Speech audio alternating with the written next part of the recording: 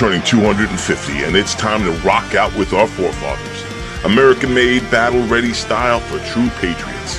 Whether you're marching in the parade, grilling in the backyard, or raising a toast to liberty, do it in the gear that screams freedom. Celebrate 250 years of USA in style. Wear your American pride loud. Trendjackers.etsy.com. Grab yours before the fireworks.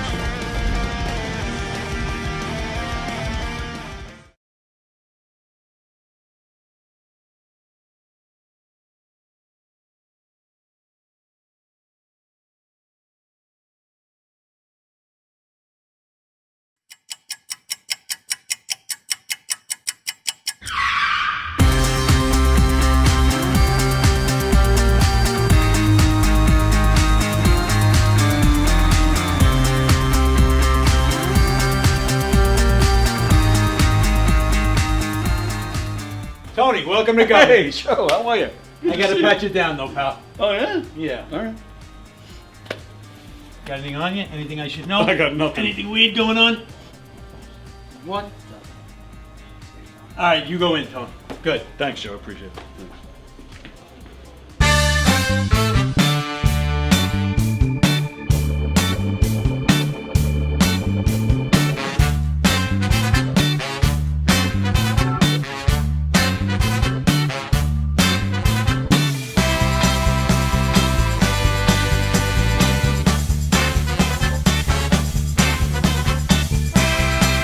Hi, I'm Tom Kelly of The Tom Kelly Show.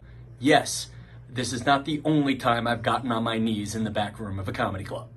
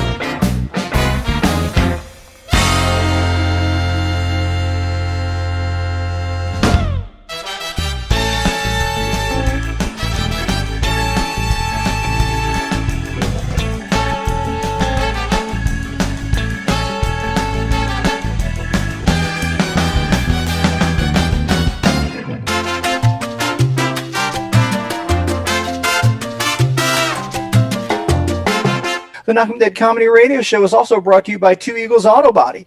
For more than 25 years, Two Eagles Auto Body has been the leader in auto body repairs and customer satisfaction on Long Island.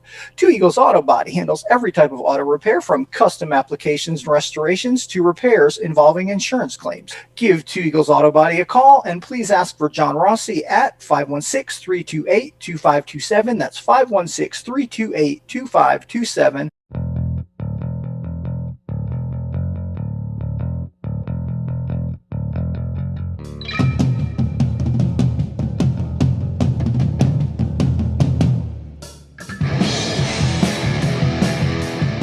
Hey, how do you say there, people? It's Johnny Brennan, creator of the Jerky Boys, also of Fox TV's Family Guy fame.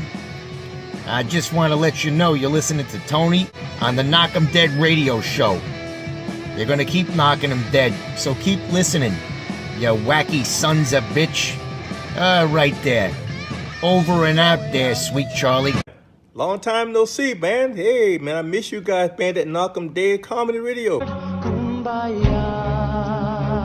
I just want to say thanks for making my millennium. Oh my gosh. Well, it's a love fest. Yeah, you heard that story. Yeah. So I guess should I tell it again? Oh, yeah, if you want. I mean, yeah. You know, you guys are into comedy. Does it really help when somebody gives the punchline?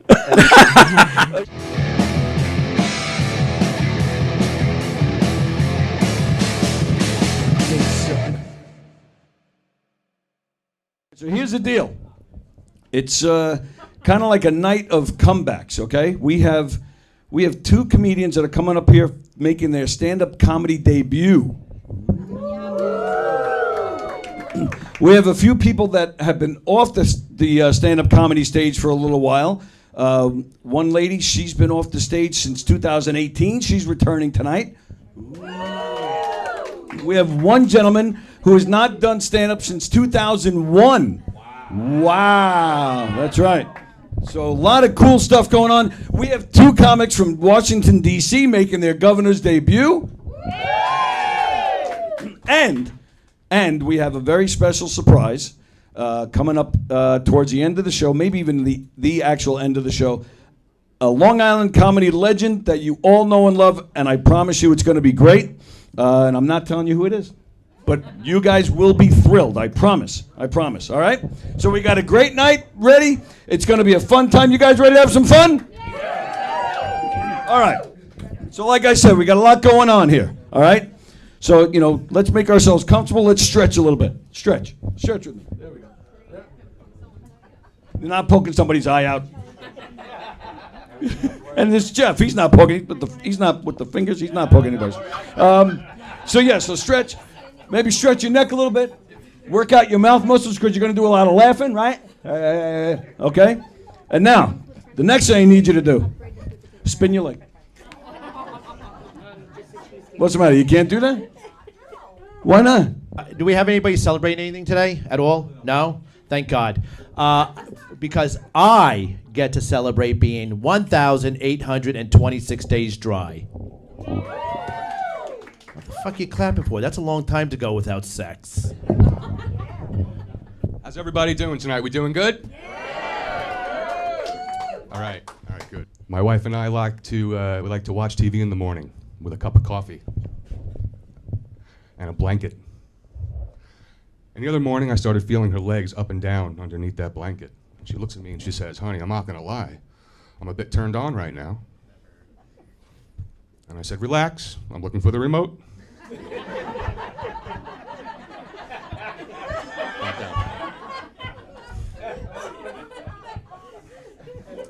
It's great to be here, governors, tonight. I've seen so many of my favorite comedians here.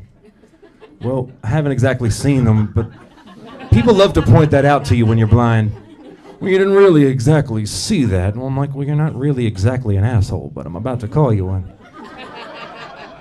When I was single in the bars, I had my friends who were like the best wing women ever, right? So just like make the face, the face, like not happening, get me out of here. But I make the face at my little boys now at the park, and I'm like, and they're just like back at me, and I'm like, oh my God, they do not pick up what I put down at all. And it's almost like the creepier the moms are, the more invested my kids are in playing with those kids. Now, I forgot what I was going to say, so I have my notes, because it's my first time doing stand-up in a long time. All right. These are fun. This is funny, all right. So I was wondering why Tony asked me to be on the show, and then it dawned on me. I was like, what is this, a freaking disability fundraiser? I have multiple sclerosis. He's got one leg. We got a blind guy. Who's coming up next, Tone? I don't know. The thing that sucks about living at home, though, is like I never get any privacy. It's like anytime I want to do stuff with a girl, it has to be in a car, and that's tough. Like how hard it is to have sex when the Uber driver won't move up the seat. Folks, I'm one of the only guys in this room that has every toe, finger, and fucking limb, which makes me one of the healthiest guys on this fucking lineup, if you could believe that or not. Oh, man. The only thing is, I'm jealous of those assholes because they get better parking spots than every one of us. That deserved a lot better, folks. So actually, recently I got my paleontology degree. So I studied thank you. So I studied fossils and I dug for dinosaur bones. My mom wasn't happy about this. Okay, she was like, "Alec, you're not gonna get a stable job." But guys actually now work at the Smithsonian's fossil lab. Yeah. Thank you. Yep, as a volunteer, so I am unemployed. But thank you. My mom got remarried. Okay, what's that? Yeah, that was good. Hi, everybody. Happy Wednesday to you. Welcome to the Knock 'em Dead Comedy Show here on Gov's Comedy Club Podcast, Facebook page, YouTube channel. Hey, if you're watching on YouTube, if you're watching on Facebook and you want to stay there, that's great. Wherever you're watching from, we ask that you share the link on all your socials. Tell everybody you know about all the great shows here on Gov's Comedy Club Podcast. But if you'd like to take part in today's conversation, hear your name said, hear your comments read, well, join us on YouTube. Switch over, because that is where we're monitoring the comments, and I'm already confused. It's Wednesday. Mike is here. Hello, Michael. Hi. How are you? I'm all right. How about yourself? Who cares? All right. True. So Scott is already starting in. Scott was on fire yesterday. He was picking on us during the show, but then he was picking on Peter Schwartz yesterday during his show. He was Chris Roach's show last night, Hershey and the Keegs. I brought lube for my ears. I give consent to enter me with your words and ideas. This is the one I really don't get. Tony, who called at 10:03 p.m. at the end of the show. What does that mean? What did I call? Who did I call? Tony, who called at 10:03? Oh, sorry. It just hit me. It just this second hit me. I'm not telling you. So at the end of Hershey and the Keegs last night, their phone rang. And I did not answer it. I actually disconnected the phone. They were expecting a call from our beloved Rosie, but it was her birthday yesterday. Hopefully she was getting pounded. I mean, hopefully she was out celebrating her birthday. So they didn't get her on the phone. They were hoping she was going to call back. So at the end of the show, the phone did ring, but it was not her. And it was not somebody they wanted to talk to. Someone rang you on the telly? Yes. So I disconnected and the phone. you didn't see the phone number? You didn't recognize? No, I did. That's why I disconnected the phone. Gotcha. It wasn't somebody they wanted to talk to. Gotcha. Good morning, John. Good morning, Mickey. Yeah, so I was just playing that video from our show last October, and of course Scott is saying, Fremder got great delivery. And there's Fremder. He says, thank you, Scott. I appreciate it. Fremder, who left in a huff yesterday, wouldn't even play Tuesday Trivia because he's all upset that he wasn't invited to the holiday party. And I told him I can't invite everybody. I only have a certain amount of people I can invite from this room. And all the hosts from this station take up almost the full amount of people I'm allowed to bring in. So, and there's comedians they didn't invite. The governors didn't invite, and then for him to try to guilt me yesterday, oh, I see, they only invite the real comedians. Because I said something like, oh, you've only been on stage once. They only invite the real comedians. Fremder, most likely, I can say with 90% certainty, you will be invited next year, okay? But get your ass on that stage more. Don't wait for me to invite you. Hit a show. Just show up or contact John Butera. Tell him you want to do shows. Yeah. Mickey says, yeah, the two old farts. Good. Hey, who's that comedian wearing black in the intro looking like one of the waiters? He's terrible. Oh, my goodness. Well, you did look like one of the waiters, but nobody said you were terrible. Just because you weren't at some party, who cares? But, yeah, he left in a huff. A lot of critics. But now I'm going to make this worse for Fremder. I'm going to make this worse for you. Uh-oh. This Sunday, we're supposed to get a really bad snowstorm. We're supposed to start Saturday, I think after midnight Saturday, all through Sunday into Monday morning. Yeah. Who are you, Al Roker? There you go. I'm Willard Scott. So if the weather is that bad, who knows? I might not be here. And Monday, Fremder's supposed to be here with me. So I don't know. It seems to me like even God doesn't want you in this building. Good morning, honey. Good morning, Snooky Looks. How are you, pal? I'm doing good. I'm a little like taking off on. I don't get a good morning. You could be a Snooky Lump too, my little barrel of nipple tickle love. I like that one. My That's little barrel of nipple tickle love. Nipple tickle love. No, pickle nipple. Oh, pickle nipple. I love it. Pickle Yeah, nipple jar love. of pickled nipples. Yeah, that's what he meant. They sell those Because at I want to Buc-ee's, play I with think. you. I love you. I want to play with your pickle and your nipples. So, all right. So you were about to say something. Yes, I was, and then that sexy other bald man. Anyways, moving on. Yeah, I was a little taken back. I was like, my friend was like, they only invite real comedians. Like, then how the fuck did I get invited? Well, it's because you clean the place and fix things. Okay, fair enough. Okay, I'll go with that. Yeah. Okay. No. See, but I said to Frem to this a few minutes ago that he's got to get on stage more. But so you're on stage frequently. He performs all the time. Yeah, so that qualifies. Oh, okay. I thought we were just talking about, like, listen, I mean, there could be, like, people who perform all the time, but then they had to be a comedian at the same time. There's actually a lot of people that are on stage, and I'm going, like, how the fuck did you get on? Moving on. Hey, I saw, speaking of the party, and probably the reason you're invited, I saw a nice picture of you and Blythe. Somebody posted it. Oh. A nice picture of the two of you from the party. Blythe Danner? Blythe, Jeff's girlfriend. She is wonderful. I love this woman. She's cute as a button. She's really nice. You know, I was a little upset about the fact that I didn't get to have a chance to, like, hug and squeeze your wife. Where was she? Your wife wasn't there. I did ask her if she wanted to come, but I don't know. I mean, she knows you. She obviously knows Don. They're cousins, but and she, you know.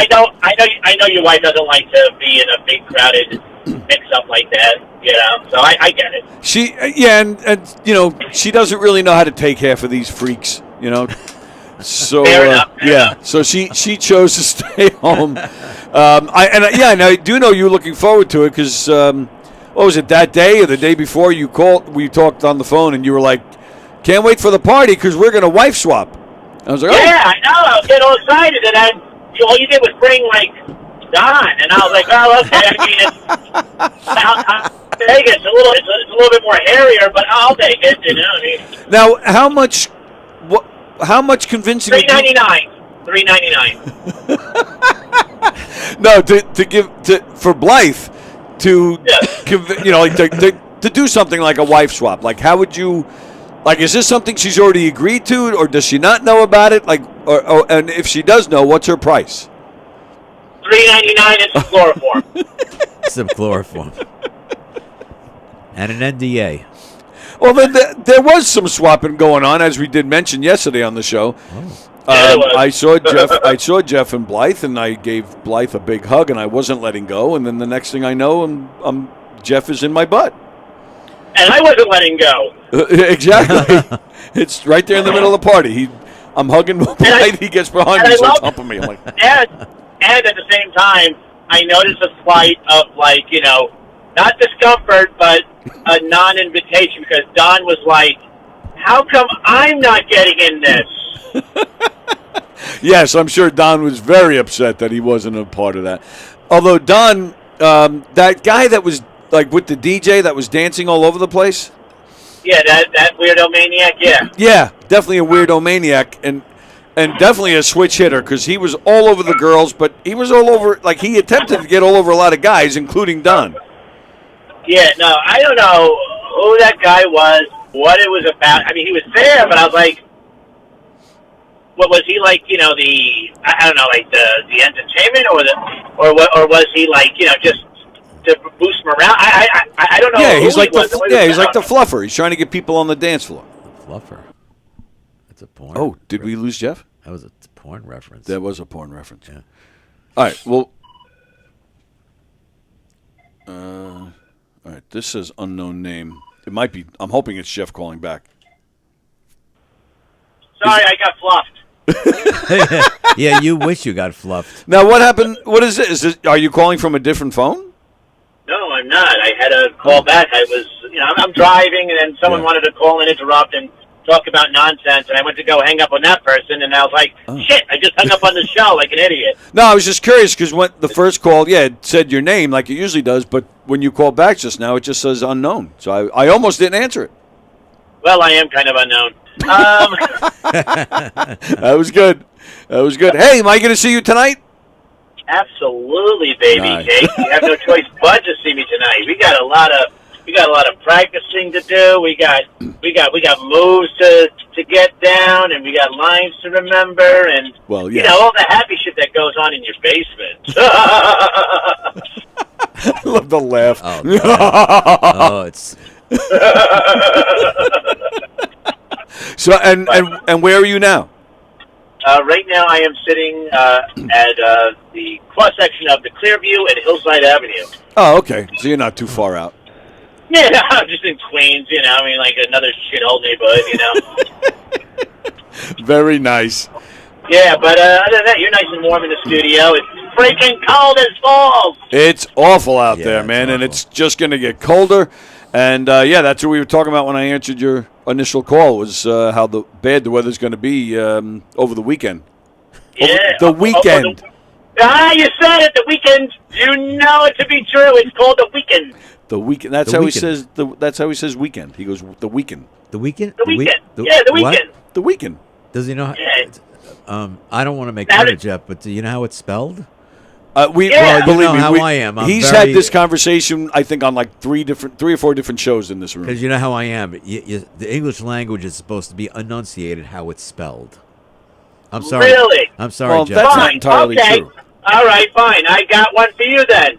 That most famous of chicken places that's closed on Sunday. How do you pronounce that? Chick-fil-A? Chick-fil-A. Well, it's Chick-fil-A because A is A. Excuse me. How do you spell it? How do I spell what? Filet. Oh, Filet. Chick. Well, Chick is CHIK. Right. The establishment. And then the Chick- filet. Phil is FIL. It should be FILL. And then just be A, yeah. You know? Yeah. So listen, semantics. I'm a moron. Let's roll with it. I am too. Yeah, I was always wondering about that. Like, wow, that's really fucking with me. Whenever I pass that place on Hudson Turnpike, I go, oh, look, it's Chick-fil-A. Chick-fil-A, la la la la la la. But anyway, I'll let you guys have a terrific show without me because you know what? I got things to do, and you know, what was it? The one thing that you love? What's that thing you love, Tony?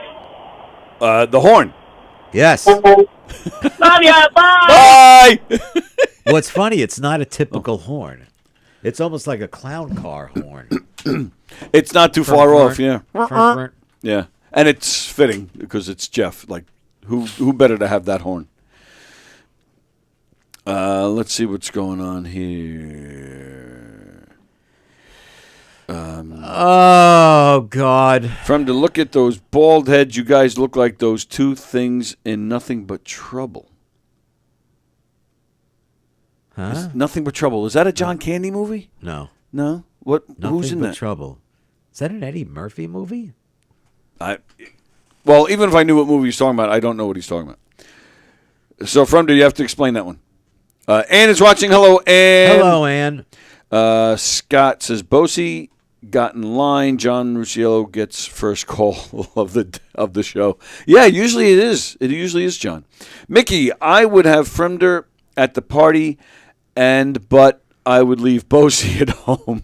My goodness. Scott, I wish Bosie's voice never came out of the closet. Wow, you guys are harsh, man. Wow. Scott It's a was going rough off bunch. on Peter Schwartz yesterday, too, man. You guys can be rough. Mickey, Bosie is a kiss ass. Scott and John, not a kiss ass.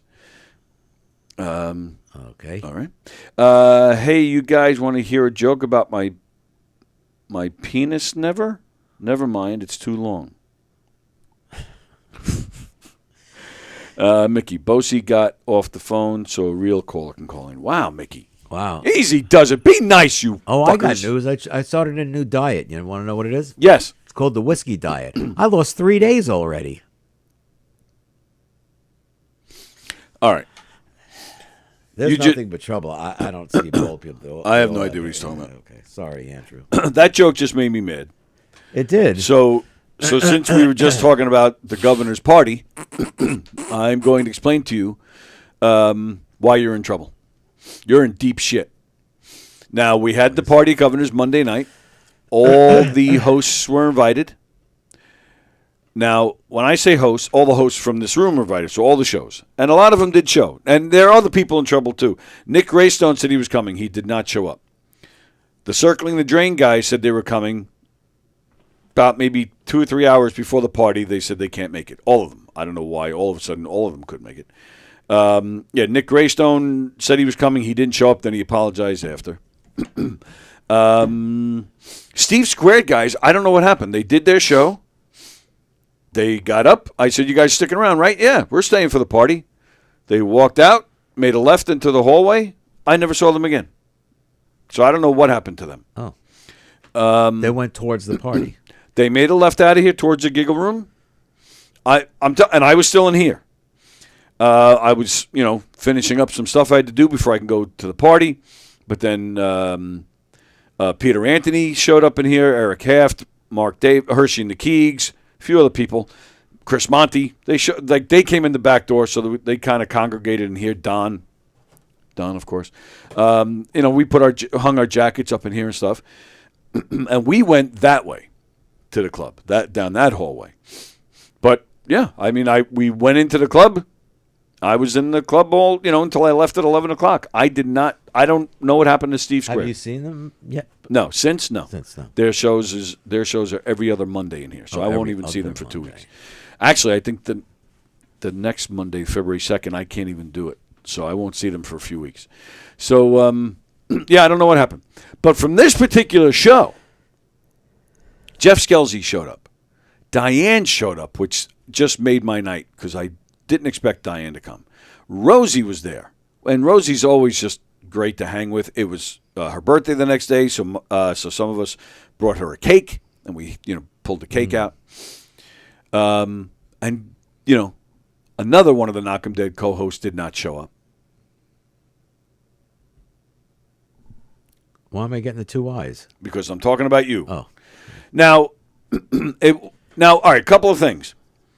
I did not expect you, because that's not really your thing. You don't do things like that much. Hardly. I'm not a big party guy. That's Right. true. Yeah. And it's weird because I'll perform in front of an audience. Yeah, but that's an audience. You like a party where it's a crowd of people walking all over each other and it's noisy and loud music. No, it's different. There's a difference. So, yeah, but I did not expect you to come because I know that's not your thing. But there were some people here that were hoping to see you and were disappointed that you weren't here. Wow.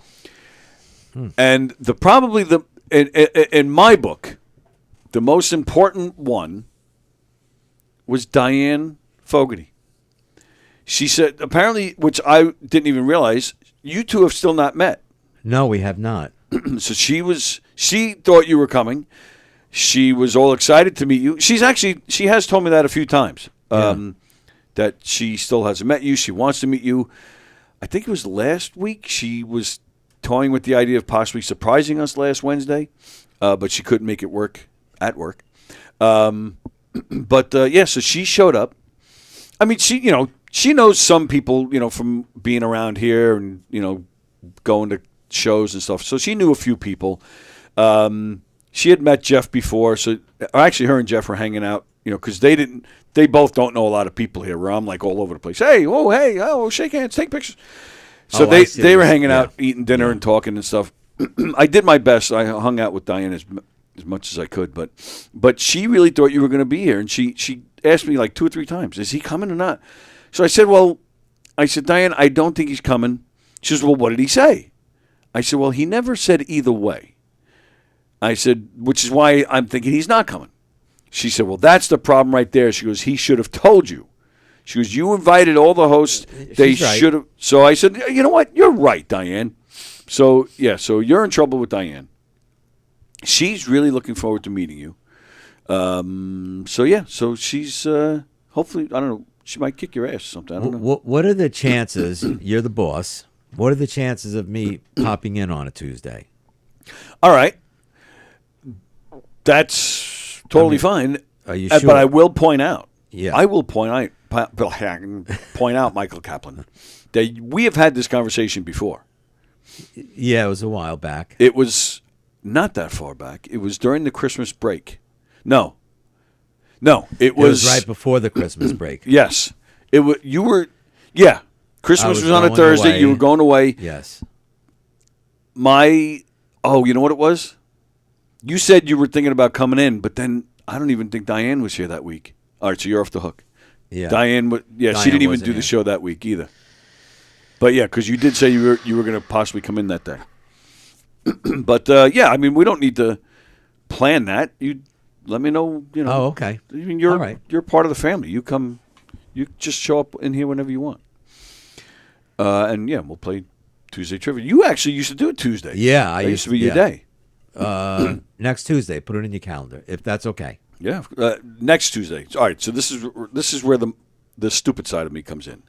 Today is Wednesday. So this coming Tuesday, 6 days away. Because sometimes when people say next Tuesday, they mean the following, like right. a week. But so you're talking about this coming Tuesday. I'm going to put it on my calendar right now, if that's okay. Of course, but we're not losing you for Wednesday.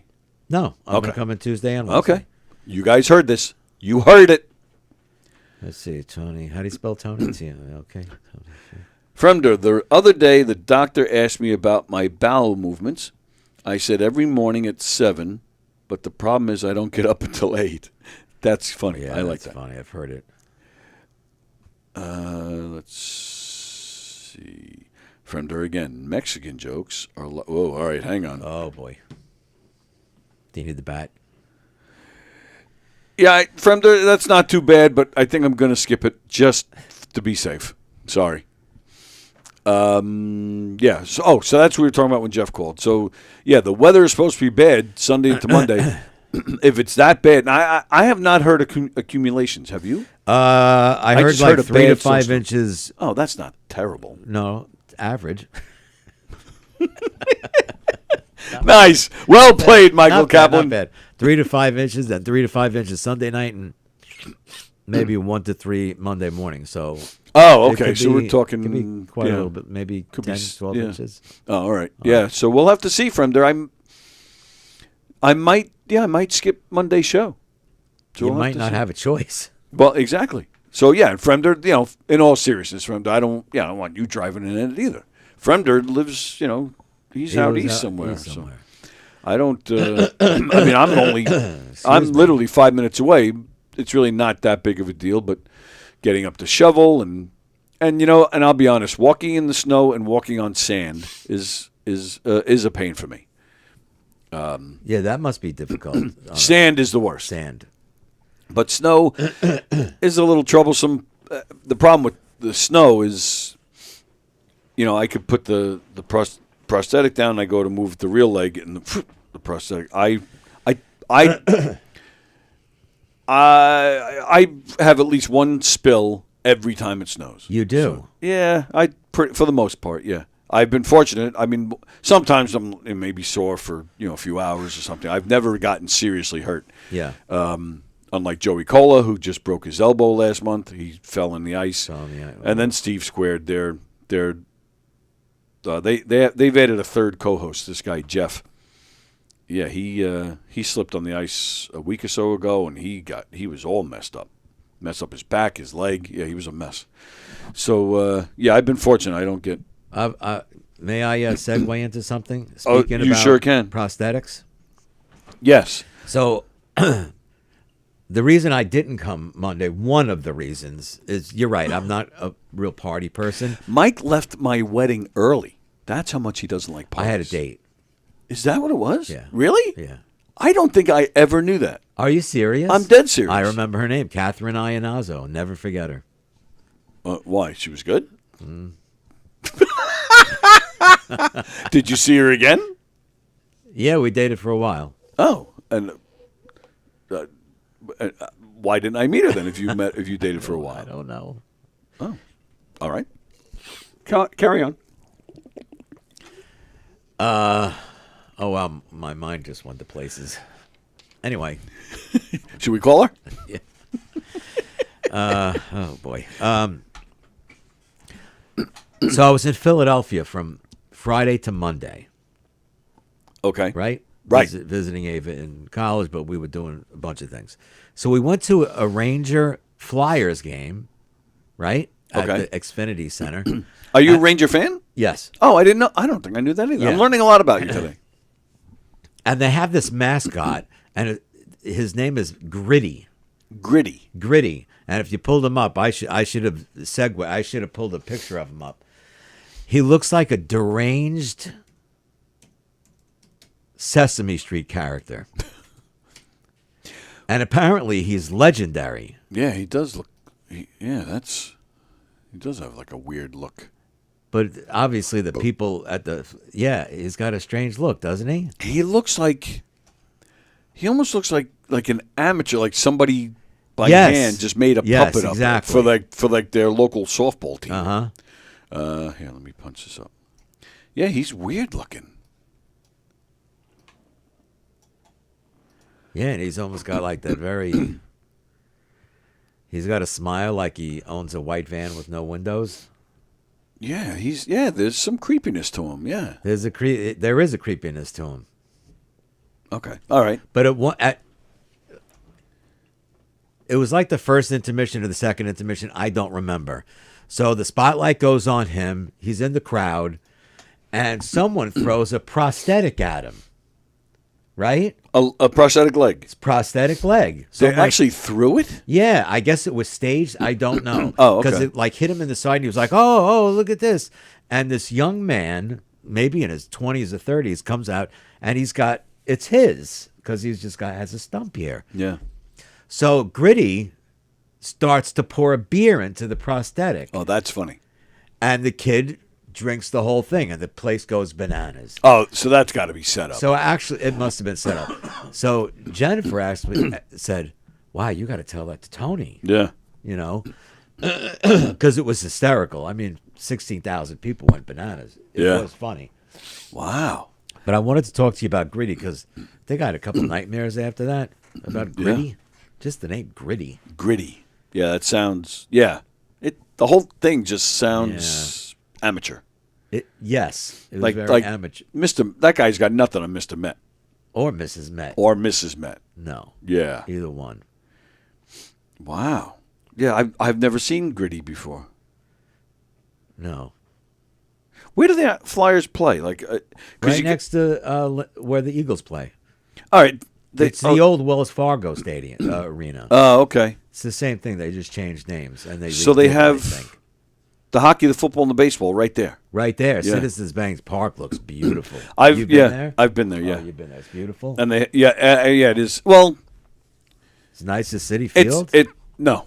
That's exactly what I was going to say. It's a nice ballpark. Yeah. But I do think we're spoiled with City Field. City Field to me is fantastic. And no, this place was not better than City Field. Not even close. It was nice, but not better. Nice. Did I ever tell you my Bruce Springsteen Wells Fargo Xfinity Center story?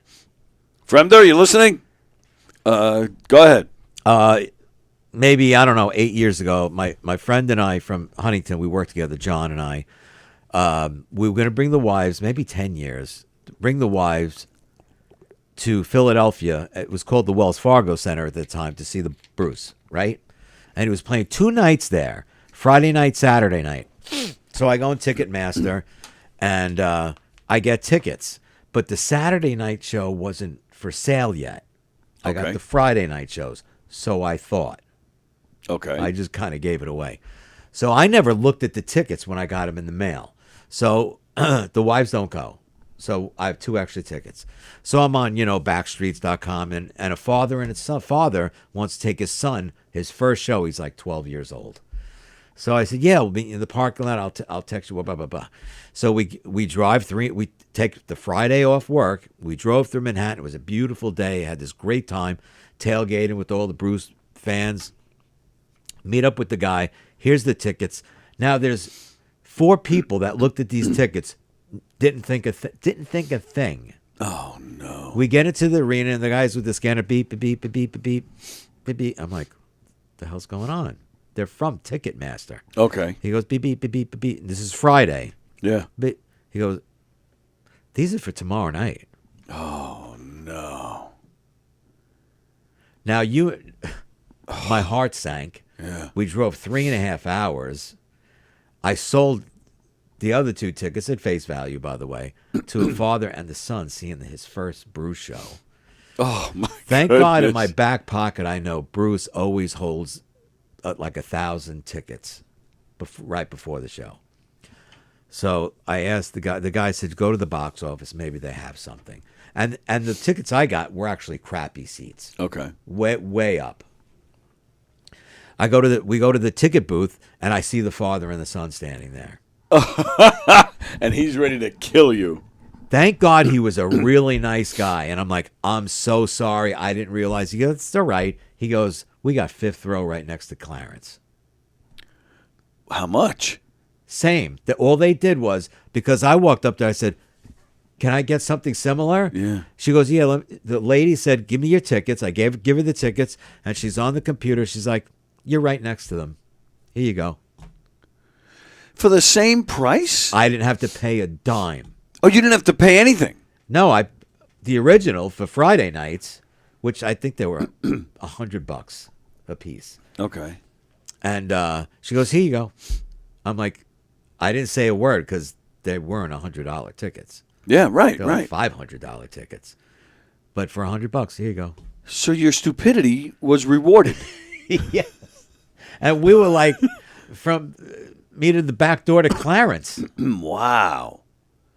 Yeah. That's crazy. Oh. My friend John still texts me once in a while and brings up that story. It's well, wild. As you know, because you were there the first time I ever saw Bruce. At the Meadowlands. Right, because you had tickets. I gave you tickets with your friend. You sat somewhere else, but We sat the last row on the floor, which were horrible seats, actually. Yeah, I bet. Because we're short. But I was, I think, 9th row center. I was in the first 10 Which rows. I remember being a great show. Oh, it was a great show. And that's where I was going. Some bands, you can sit anywhere and it doesn't matter. Yeah. Sitting that close at a Bruce show is a completely different experience. Completely. Which I believe he played Trap that night. Yes, he did. Yeah. Because I have a bootleg recording of that show. Being that because I was there, I like to get it. And Was the that the first time I ever show saw him. Anne Marie and I were standing there? Yes. And we were looking for you. We were standing on a curb and like, where the hell is this guy? Yep. And then all of a sudden you're right next to me. Hey, what's going on? Oh, I was standing there for a good 2 minutes. Yeah. Because so I had tickets to go see the show. Rob Notaro, who comes in here sometimes, Notaro, yeah. he ended up getting better tickets to some kind of connection. So he was like, sell those off. I got great seats. So I called you, and but I had the tickets, so we were meeting up. Yeah. And I'm walking up towards the stadium, and I don't even. There was no cell phones then. No cell phone, so I don't know how we worked it out where we were meeting. Yeah, I don't remember. But I just happened to see you standing. Yeah, and you were facing to your right. I was coming up on your left, so I just walked right up and I just stood there. I was right next to you, right next to me. And you just kept looking off this way. Yeah, looking around. I'm like, hey, how are you? Oh, hey, yeah. And I did that once too. I don't know if you remember when we were just starting to do our own murder mystery. I went to your house to go write one night, and the woman you were living with at the time, she was sitting. I could barely see you, but she was sitting right there. And I'm telling you, I was at that door for because it was, I think, April or May, so the weather was nice. So I'm standing at the door. The inside door is wide open. I'm just staring at her. I'm telling you, I was there almost 10 minutes. And I'm just staring at her. And she actually started bitching. Where is this guy? What's going on? And finally, I think it was like the second or third time she complained. I was like, finally, I knocked. Oh, I don't remember that. That's my story. Sorry. Let's. Did you not look at the date first before you went to get it? No, that's Mickey. No, I never looked at the tickets. I kept them in the envelope. I know, that's crazy. I just kept them in the envelope, put them in my pocket, and then drove. And then you went back the next day, or they kept them. So you did an exchange. I did an exchange. She said, "Give me those tickets, and here's one for tonight."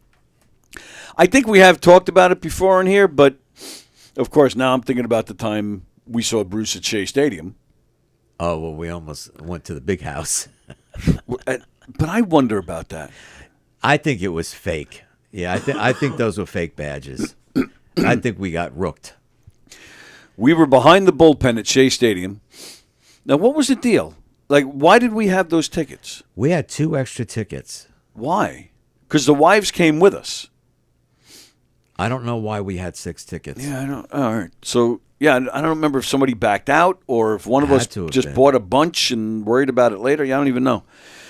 So we're walking to the parking lot at Shea Stadium, and just like you said, face value. We weren't looking to make a buck. We just wanted to make our money back. And it was just you and I. The wives were hanging out. Right, they stayed your in my car. van. Yeah. We're behind the bullpen, and we're just, anybody need tickets? And I think we're even saying, face value, we're not looking to make a profit. Yeah. And these 2 guys come over, like, you guys selling tickets? We're like, yeah. They're like, what do you want? We said, we're not looking to make anything. We just have these extras. We want to make our money back. And we show them the tickets. All of a sudden, one guy looks at the other, and he goes, you got him? And he goes, yeah. As soon as he And said they that, went- as soon as he said that, I was like, oh no. Sure enough, then they pulled badges out there on necklaces. They pulled the badges out. We're like, and they said, you know, you guys are going to have to come with us. And we're Oh, like, yeah. What? Yeah. And I think you even said, we're not trying to make a profit. We're not Profit. scalping. They said the law is you can't be within 100 yards of the venue. Yes. And we were like, what? And I remember looking, and I'm looking right at the back of the scoreboard. Right. Oh, yeah, we were right behind the bullpen at right Shea behind Stadium. the bullpen. And I was shitting. I thought we were done, man. So was I. Yeah.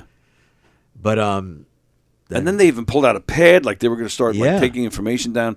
They took the tickets right away. Well, did they take? Not right away. Not right away. But that's what happened. So our wives got out of my van, ran over because your now ex-wife. Do I remember this right? Her ex-husband was a cop. Was a city cop, and Right, she so had his PBA card. That's what it was. So she came So- running over, and they said, "Okay, we'll let you go, but we're taking the tickets." Yes. We're like, motherfucker. So we're like, fine, take the tickets. I think at first we were relieved, but then we were Yeah. like, later on, we're like, I think we were just scammed. We got bamboozled. Yep. Yeah. These two pricks got free tickets. Uh-huh. We should have. Yeah, we should have like walked Challenged over them to where a those. little bit Oh, or we should have walked to where those tickets were to see if those two homos were sitting there enjoying the concert together. That's what we should have done. Sorry, I didn't mean to say homos. Sorry. No, it's all right. It's just they would have been sitting there probably swapping spit. Yeah. Scott wants to know why Diane wanted to meet EOR so bad. Eeyore? Oh, Eeyore. I've been called Eeyore before. Oh, have you? Yes. Fremder, Tony, check your text messages. Nothing but trouble. All right, I'm going to read comments and then I'll check it. You remember I told you I volunteered at Angels of Long Island when I was dating you-know-who? Yes. Yes. There was a lady there named Diane. And, for some reason, just one day she started calling me Eeyore. So I'm like, I looked at her, I'm like, why? She goes, you never smile. She goes, you just never smile. And Eeyore is always down in the dumps. I said, I'm not down in the dumps. I just don't, I'm not. But before the program today, I said, I was never considered a smiler. Is that a thing? What do you mean? It's like, can you label someone a smiler or not a smiler? Like Jennifer, she smiles a lot. Doesn't almost everybody? I don't. I'm not sure. I don't think so. Well, when you meet someone, even when I meet someone, I'll say, hey, nice to meet you. I have a hard time using my facial muscles. I don't know if it's a disability or it's just a mental disability. I don't know. I talked to Bosie. He said you don't have any trouble with your face muscles. What? I mean, yes, there are people you can say are, that one, she's always smiling. She's wonderful. But I don't know. I was never a smile. Never in my life. Not a big smiler. But isn't that just normal to smile? To when smile? when something's funny or, when you meet someone, hi. Hey, how you doing? Hey, nice to see you. Nice to see you. How you doing? Mickey said, if I was asked to come to the party, I would go just to see you, Tony. Thanks, Mickey. But you're not invited. I'm joking. Mickey, you're in Seattle. Fremder, way back when my penis was in the Guinness Book of World Records until the librarian made me take it out. Can you repeat that comment, please? Yeah, I think I read it wrong. Way back when, my penis was in the Guinness Book of World Records until the librarian made me take it out. That's pretty funny. That's a great dad joke. Paper cuts all over the place. Tony got married to Bosie, says Mickey. All right. Carol. Hello, Carol. She says, Hi, Gritty, Carol. Gritty is the creepiest mascot. Yeah, absolutely. He is. Oh, yeah, he or she or whatever it is. Very creepy. Fremder, I'm no expert, but I think transgender people. I just don't know if I want to go there. I feel bad that I said homo as it is. What? I don't even get it anyway, so I'm not even going to bother. Jim Henson made that mascot. No, he didn't. Oh, no. Tommy Hawk is legendary. Dallas has Victory Green, and he is pretty awesome, too. Who? Tommy Hawk? Who's Tommy Hawk? Did is that the Dallas Stars Were we talking about that? No. I don't know why Carol said that. Oh, maybe the Dallas Star hockey team has, what's the name? Tony Hawk? Tommy Hawk. Tommy Hawk. And so she's talking about mascots. Okay. Sorry. Now you know why, didn't realize on the ticket. You see what you're dealing with? Tommy Hawk is legendary. So she's talking about her mascot down there in Dallas where she flat left New York. If you look closer, Gritty and Kaplan have a similar lifeless stare, says Scott. Go ahead. Let's see. Go ahead. Smile like.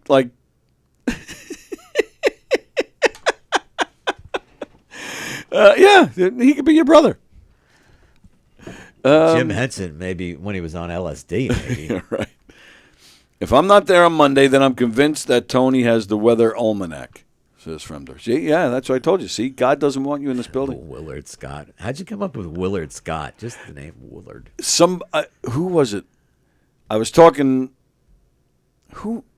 Somebody in here or at the. Somebody mentioned Willard Scott the other day, so he's like in the front of my head. He's relevant in your mind. Somebody brought him up, and I don't remember who. Fremder says, out east, I'm 10 minutes away. No, you're not, aren't you? Yeah, I thought he lived out east. Yeah, so did I. Aren't you like Hop Hog or something? I always forget. I should know, but I always forget. Oh, no. He's in Lindenhurst. All right, yeah, he's right. I mean, that's not 10 minutes, but it's not that far. He's right. All right, Mickey says Gritty looks like Bosey. From there, when Kaplan flies, he checks the bags under his eyes. Oh, my goodness. Wow. And, I'm very cognizant of my baggy, saggy eyes. Who said that? Fremder said that. Thanks a lot, Andrew. Fremder, local comedian Pat Dunn, Fremder pointed out that Gritty looks like Pat Dunn. I'll be honest, I actually thought the same thing when I first saw the picture.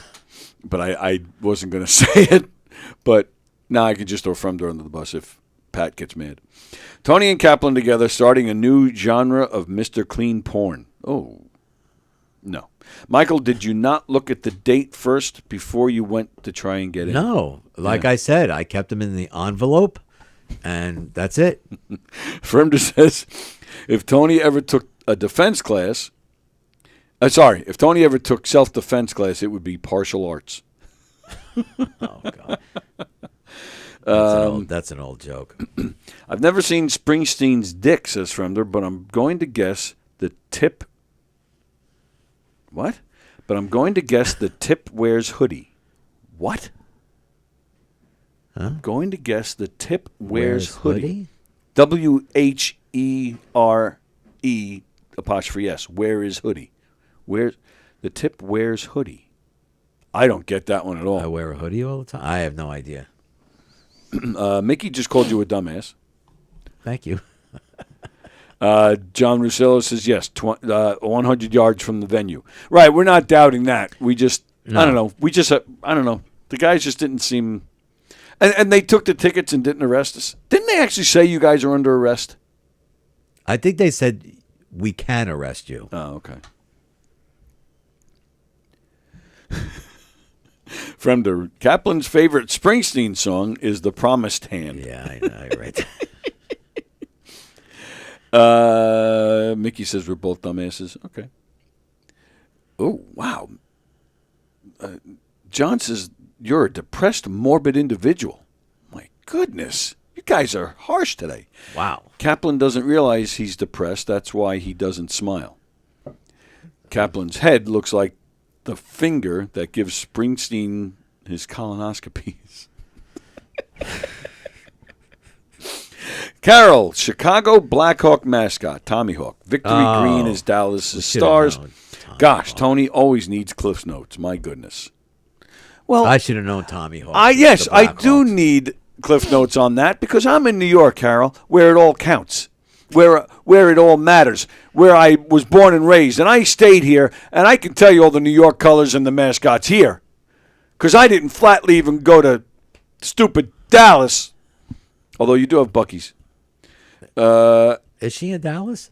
She's in Flower Mound, Texas. Flower Mound? And I have no idea what that's near. I just know that's the name of her town. That's a pretty cool name. Anne was just reminiscing about the time she had to jump in a lake to fetch a guy's peg leg. Wow, that's funny. I would love to hear that story. I actually would like to hear that story. Yeah. Carol says, we love you, Mike. Oh, thank you, Carol. Love you. Me and Sal went to a concert once to see Chicken Foot. Okay. And we had good seats. We were maybe 12 rows back. And because the name of the band was Chicken Foot, Sal was like, let's just hold up your leg because it's a foot. Let's just hold it up. I'm like, okay. Yeah. So it was summertime. I think it was like June or something. So I had shorts on, so it was easy to take the leg off. Yeah. But yeah, I just took it off, handed it to him, and he just stood there. Sal is huge. One of my closest friends. He was in Knock 'em Dead Comedy, The Murder Mysteries, for many, many years. No longer doing the shows with us, but still one of my closest friends. I don't know why he refuses. He absolutely flat out refuses to come on this show. I've asked him so many times. I would love to have do the show with him. So anyway, yeah. But Sal he's a big guy. He's a very big, scary-looking guy. Nicest guy in the world, biggest teddy bear. But he has a mean look. He does. He smiles though. But so he took the leg and he's just standing there, holding it up like this, and he's just no expression. He's just standing there. It's great. Almost like John Cusack holding the boom box. Yeah. People are looking like, and I'm just hanging on to Sal because I'm going to fall. Yeah. Michael Anthony, the bass player for Chickenfoot, former bass player for Van Halen, he actually sees it, and you see him. And he's going like that. So we were hoping that we could pass it up or something, or maybe they would invite us on stage or something, but nothing ever happened. So he gives me the leg back, and then I realized I got to put this thing back on. Oh yeah, which I can't do with my pants on. So I was like, all right, fuck it. I dropped my pants right there at my seat and put my leg back on. Yep. Yeah, that's one of the crazy things we've done with my leg. The phone call is on his what? Oh, John Rusciello wants to call. He says to give him a few minutes. All right. Funniest stories about this guy. When you have time, I will call and tell you about him. All right, so that was from Ann. She's going to tell us all about her one-legged friend. Oh, great. Okay. I'm trying to think if I've done any other crazy shit with my leg, but not really. But this guy was an an instant legend, drinking beer out of his leg. An instant what? Legend. Because I'm sure people captured it on Say that word again. The young man at the Philadelphia is arena. an instant what? Legend. Legend. How do you spell that?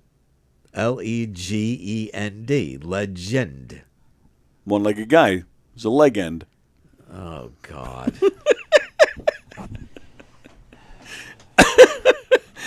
I like that. Your jokes are at the end of their days. Just like my leg was. All right. I got to do some complaining. And Carol, if you don't like it, too bad, because I'm complaining again about baseball. Go ahead. Carlos Beltran and Andrew Jones Oh, get come voted on. into Give the me a Hall of break. Fame. You know, that is piss I was freaking listening poor. to the Fan this morning, Ugh. and Evan Roberts is saying, "Oh, Carlos Beltran absolutely should be in the Hall of Fame," even though everyone looks at that one time when he struck out, right? That one at bat.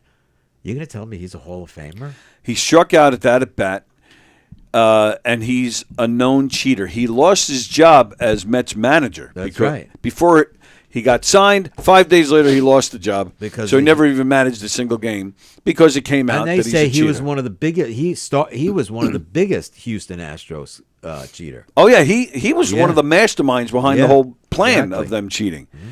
And they won the World Series that year. Yeah, they won. They won. Yes, he won.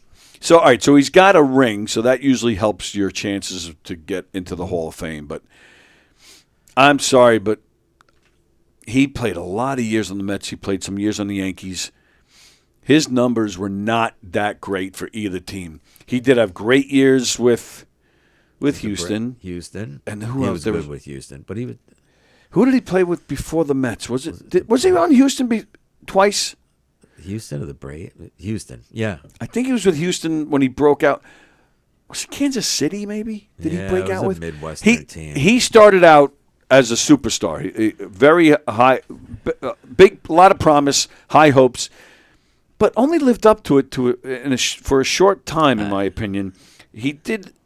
And so they brought up a good point. So if he was a cheater, yeah, right? He's a known cheater. A known cheater. Why isn't Pete Rose in? That's an excellent point. Because Evan said, well, he was a great player, but yeah, he cheated with the Astros. And the guy said, well, I'm going to make a comment and the phones are going to light up. Well, if he's a cheater and he made the Hall of Fame, why isn't Pete Rose in? Maybe because he cheated to help his team win. Yeah, Rose it was supposedly was betting against his team. Yeah, supposedly. Well, he was the manager, I think. Right, or yes. Playing or whatever, yeah. While he was the manager, yeah. Plus, I think Pete Rose, even his personality was a factor. He rubbed a lot of people the wrong way. I think that's why Keith Hernandez isn't in. He had he was doing I coke think while Keith he played. Hernandez but should definitely be in the Hall So of do Fame. I. Oh, but God. he did coke for a short time while he was a player, and he was not the friendliest of people to the reporters. Now he is. Now he is. And hopefully he'll get into the Hall of Fame as an announcer if he never gets in as a player. Because he's, in my opinion, one of the best announcers ever. Well, I said. The three of them should go in together. Yes, I agree. Oh, great. I don't think there's any better. Ever. But yeah, Carlos Beltran and Andrew Jones, what did he have? He was a good center fielder. Yeah, but even him, he's had a few great years when he first came out on the scene, oh my God, this guy's amazing. But I don't know, 4 years later, they traded him because he just stopped trying. His numbers were not great. And same thing, he went to the Yankees. His numbers were not great with the Yankees. How the fuck is Andrew Jones? I have no idea. Beltran is, my argument is probably not as good because he does have decent numbers, but Andrew Jones? No, I'm You sorry. gonna tell me but- David Wright was not better than Andrew Jones? Exactly. Or Carlos Beltran? Carlos Beltran just got voted in. Why isn't David Wright going in? Oh! I thought you were comparing Andrew Jones to Beltran. I was like, what? Yeah, I think David Wright getting hurt and shortening his career, that's what did him in. But I would still put him in. There's so many other players. And now what's bugging me, though, is the next couple of years. Because probably next year or the year after, Chase Utley is going to get in. He's going to get in, He's getting in. Yeah. Which infuriates me. Infuriates me. I met Miguel Tejada once. You did? And I pulled out my phone. It was a Ducks game. He played for the Ducks. Yeah. And I did not know that. It was a PAL event. We got to go on the field for the national anthem. So we're all standing there by the pitcher's mound, and Miguel Tejada's there. The national anthem just finishes. I go right up to him. I pull my phone out. I start recording on video, and I'm looking at him. He's looking at me. I go, Miguel. I said, come on. Say Chase Utley's a dick. Say it. And he just did one of these, and he ran away. I was like, fuck. How cool would that have been if he said it? Because he is a dick. Miguel Tejada, Chase Utley ruined Miguel Tejada's career. Yeah, I did not know that. Why? 2015, was it? When the Mets made the World Series? They beat the Dodgers. Yeah. Miguel, there's that famous, in fact, all right, yeah, that's the big thing. That's the famous play.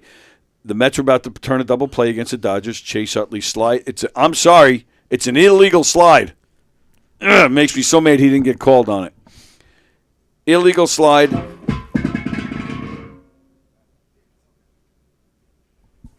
Hang on. Talk to the people. Oh, I'm talking to the people. I think you believe what's called is nails up. You ever hear of this slide called nails up? And ruined his career. So how's everybody out there in TV land today? Let me hear. Anybody got any good dad jokes? I got a dad joke. I got my bat. Tony's back. I guess everyone's alive out in the hallway. Everyone is alive. A cake fell off a hand truck. That scared me. That was loud. Yeah, that was loud. Yeah. I almost hit the deck. I thought we hit an IED. So Chase Utley slides in, but he takes Ruben Tejada out, knocks him over. Miguel Tejada. What did I say? Ruben. Oh, sorry, Miguel. But if you know baseball, if you know baseball, you're supposed to like. Chase Utley was almost past the base when he started his slide, and it broke Miguel Tejada's leg. And the guy, he briefly came back playing for the Yankees. Yeah. But he was never the same. No. And I don't even think he lasted a full season. And then he never played Major League Baseball. Did they after change that. the rule because of that play? I know the Buster Posey catching play, they changed that. Right. But I don't think so. Because you can't slide in like that anymore. You can't second base. You can take a guy out still, but there's all sorts there's all sorts of rules and stipulations, But yeah, for the most you can't part, do you that can't. anymore. Right. No. But that's the thing. But even then, it was illegal because he was. I'm telling you, he was almost past the base when he started his slide, which was illegal back then. And somebody scored on that play. Was that 2015 when? Yes. When they made the World Series, it was then they went and played against the Royals. Right. Okay. Yeah. It was such a dirty, dirty slide, and I think the Dodgers won that particular game. And I don't know. I just never liked Chase Utley. He was smug, and he was famous for playing dirty. He was famous for it. Then he went to the Dodgers, right? Yeah. Yeah. He was already on the Dodgers. All right. He played for with Philly the for Phillies. years. Yeah. But yeah, he was already on L.A. when that happened. Whoa, shit! There he is. Good morning, sir. I'm having a very bad day. How's your day going? I'm sorry to hear that. How's your day going? So far, so good. Let me tell you how bad my day is. Tell us how bad your day is. A lesbian asked me for directions. I told her go straight. She gave me the finger. I have never heard that before. Me either. That's a good That's really funny. Did you like that? I think that's what I just said. It's hilarious. Oh, I'm so happy to hear that. I'm glad I brought you chuckle.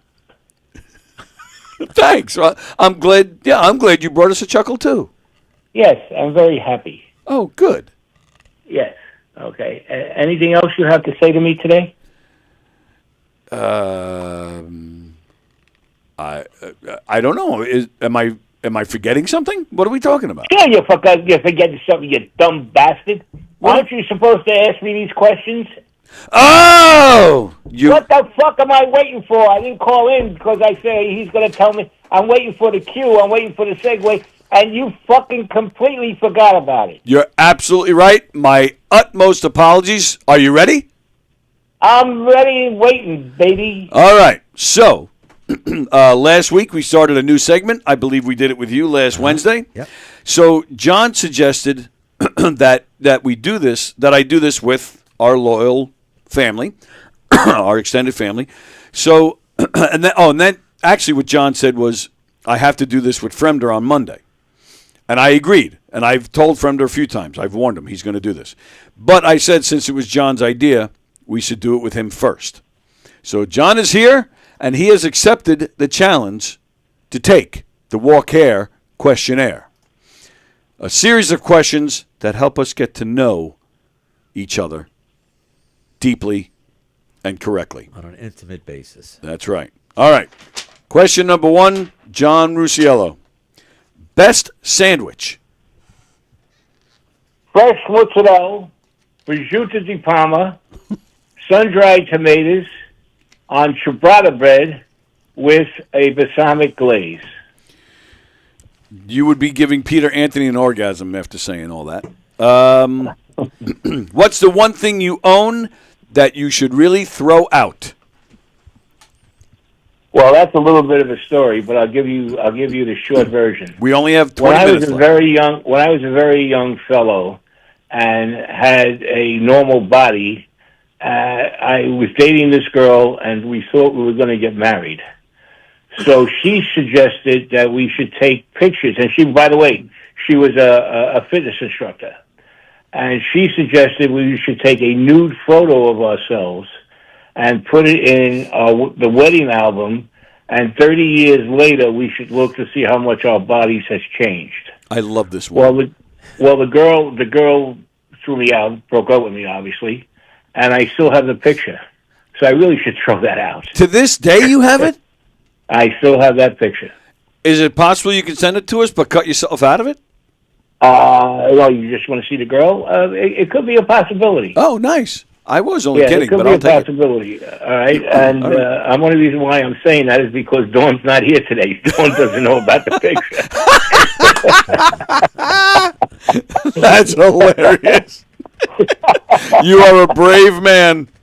All right, next. Dawn wouldn't give a shit. She would laugh, but she was, I just. Anyway, go ahead. Next question. What was your first concert? Paul Anka, 1977, in the Sands Hotel in Las Vegas. I've still not watched the documentary. What is the scariest animal? A snake, to me. And don't you have a lot of them down there?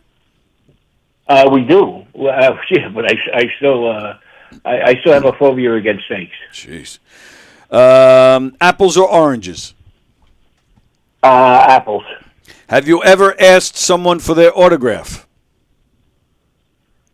Funny you say that. As you very well know, I was in the security protection business, and I never asked for any autograph, but most of my clients would give me a picture, an 8x10 glossy, and sign it and say thank you for all your help and your service and stuff, and they would sign it. So I have a lot of autographs, but I don't think I ever asked anybody for an autograph. No, I don't think so. Maybe I did. I don't think so.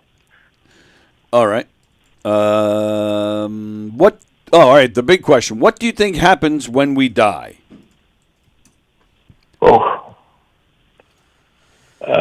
Jesus. Well, yeah, he'll be there. I even thought about this. I think we go to a better place. I think being born and raised a Catholic, a devout Catholic until I was 10, I think we go to heaven. I think purgatory and hell is on earth, because a lot of us suffer some tragedies and even have good times and bad times. Yes, I think we go to a very peaceful place. I might agree with that, because it does get pretty lousy down Yeah, there. I had a friend of mine that died and came back, and he said he saw a light, a beautiful light, and a picture of a person waving him up, and he was floating up.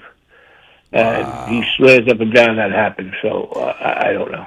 I have a buddy of mine. His father was ill. I think the father has since passed. This was a while back, but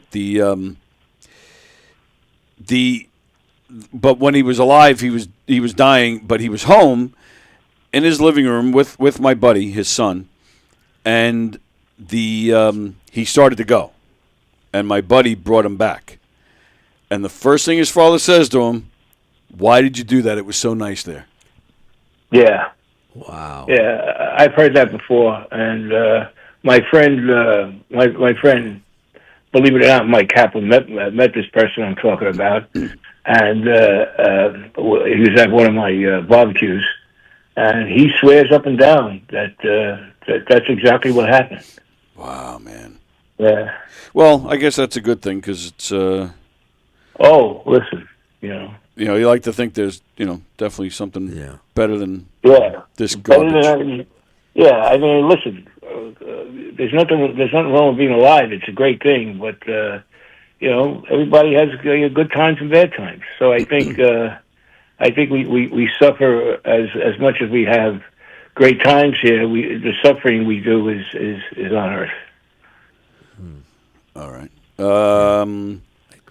Favorite action movie? Die Hard. We're not asking you How you wish to go. Get it? Die Hard? No. All right, never mind. Die Hard, yes, yes. Yeah, Die Hard. All right, let's see. So we are taking the Walk Air questionnaire with the one and only John Rusiello. The next question, window or aisle? Definitely window. I love to see the clouds. Sounds like a 8-year-old kid. I'd love to see the clouds. I agree, though. Oh yeah, I am a kid. There's I nothing like listen. looking out the window. I love to be a kid. Why not? Yeah, all right, you got me there. Favorite smell? My mother's cooking gravy on a Sunday afternoon. Wow. All right, that's deep. Least favorite smell? Kaplan farted in my garage. I almost died. I can see that. No, I'm only kidding. That's not true. I'm only making a joke. The least favorite smell to me is a DOA about 15 days old when you have to break down the door. Oh, yeah, I bet. Yeah. Oh, how many times did you have to do that? Just once. Oh, all right. Exercise, is it worth it? Yes. All right. Cats or dogs? Definitely dogs. Definitely. Most app used on your phone? TVG. TVG? What is that? TVG. It's a horse racing app. I bet horses every day. It's a FanDuel TVG app. Yeah, what was the story? Didn't you tell me you knew Hirschman's father or something? A grandfather. Oh, his grandfather. Is that what it was? Okay. Yeah. That's a small world. All right, you get one song to listen to for the rest of your life, not continuously like on an endless loop. Just when you're gonna put music on, it's only this song. What song is it? My Way by Frank Sinatra. Mm-hmm. Good choice. What song? What number am I thinking of, John Rusiello? 69. Incorrect. Describe the rest of your life in 5 words. Love, happiness, health, peace, and wealth. All right. Very nice. I thought for sure you would say horses in there somewhere. Nah, my horses' days are over. I like to bet them, but I'm too old to own horses anymore. John Rusiello, you are known. You did a super job with the Walk Air questionnaire. Thank you. That's a nice picture of me. That was when I had my boat. Wow, that's a beautiful picture. Is that down in Florida or is that up here? No. That was in Pennsylvania. Oh, very nice. That was in Pennsylvania. Yeah, that was Lake Wallawampak. Wallawampak. Wallawampak, yes. Thank you that is very nice. much. All right. Thank you very much. Okay, listen. All right, I want you to have a great rest of the show. And as always, Tony. Yes, sir. Go ahead, say it. As always, Tony. Go suck an egg. Thank you. Love yous. Bye. Was that a Bosey impression It at was, the end there? I think. He just has to get the little clown horn. Yeah, he started some shit with Bosey a few weeks ago. Did I even tell you that? No. Yeah, No. the two of them. Bosey made a joke at John's expense, and John kind of went off on John Bosey. the way I know him, yeah. When he digs his heels in, if he thinks he's got wronged, yeah. Yeah, it was. My money's on him. It was ugly. Let's see what's going on. So we have a little over 10 minutes left. Let's see. Where did I leave off? John's scariest animal. Good morning, Miss Carol. I will do that. She had to go in today. She's not working from home. I'm all alone. So I don't know what John and... Oh, so Carol's saying to John, say hi to Dawn. So he'll do that later. Mickey, Sal will not come on your show, Tony, because you're a dick. Wow! Whoa! Mickey. Wow! Well, he's not lying. I want to ask Mickey. He lives in Seattle, right? Correct. Wonder if he's a Sea Chicken fan. Sea Chicken? Yeah. What's that? Seahawks. Oh, is that what they're Well, because like? That's like a nickname. Well, I call them the Sea. All Rams fans call them the Sea Chickens. Oh, I did not but know they're that. the Seahawks. You're Yeah. not a big football fan, right? Yeah. Quasi. Because the Rams are going to the championship game against the Seattle Sea Chickens. And I don't know if Mickey, since he's from that area, if he's a Sea Chicken fan. Mickey, do you like the chickie? Sorry. Mike looks like the sperm that never made it, says Fremder. Wow. Fremder says, nice shirt, Tony. You look like a traffic cone that fell out of the back of Bosie's truck. Oh, man. Let me tell you something, Fremder. This shirt right here, Hicksville. U.S. News and World Reports. List of the top places to live in New York. Yeah, I read it. Number 3 on the list. Why, though? Do they say why? And I'm not making fun of Hicksville. I don't know why. Because it is an IKEA? That's pretty good, wasn't it? That was good. Yeah, I'll be honest. I don't agree with a lot of these things. They rank the place to live based on desirability, quality of life, commute time, crime rates, weather, and more. Hicksville received a 6 out of 10 rating, ranking above the national average on the job market and median household income. Wow. That kind of surprises me, I'll be honest. Unemployment in Hicksville is at 3.1%, which is well below the national average of 4.5%. But even that's not really the full story, in my opinion. 3.1% because there's a lot of retail in Hicksville. There's malls and 7-Elevens. So great. The unemployment rate is low, but there's also, I think, 4 or 5 McDonald's in Hicksville. So, yeah, they're working, but they're not making a lot of money. So, I don't know, so they're working, but big deal. I read that. The median household income in Hicksville is almost double than the national median income. What? Yeah. Does it say what it is? $154,000. I don't know anybody in Hicksville making that money. As compared to the national, which is $79,000. That sounds low to me.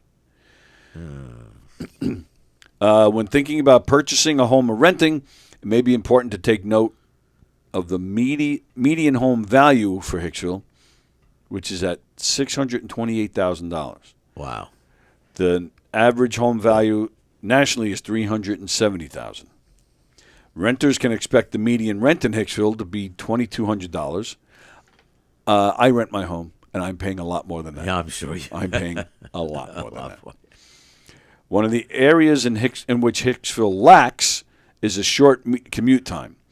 Well, they have a big train station. Yeah, but that's the problem because they have the big train station. There's a lot of retail. There is a lot of industry in Hicksville as well. Yeah. You do not want to be on the streets of Hicksville between 4 and 6. No, I'm sure. It's a freaking parking lot. Yeah. So I think that's how they mean that. Hicksville's average commute time of 26.36 minutes is 4.4 minutes longer than the national average. To where to where? To the I city? guess just to get through. Oh, just to get through the town? That's how I'm taking it. Yeah. Oh, maybe. 79% of residents choose to drive to work in Hicksville. How they know that, I have no idea. All right. There is also the Long Island Railroad Station in Hicksville, but only 3.7% of residents take public transit to and from work. Wow. What? I am shocked to hear that. That train station. Have you ever been there at rush hour? That place is busy no matter what time of day you're there. Or what time of night. That place is a mob scene. It's ridiculous. I hate that. I used to live right over there. My first house in Hicksville was only 2 blocks away. That's one of the reasons we moved initially. I mean, we're back in Hicksville, but thankfully I don't go up that way too often. Plus, it looks like shit. It looks like Queens up there. It's too crowded. Yeah. There are 43,500 people who live in Hicksville. The median age is 40 years old. Wow, young.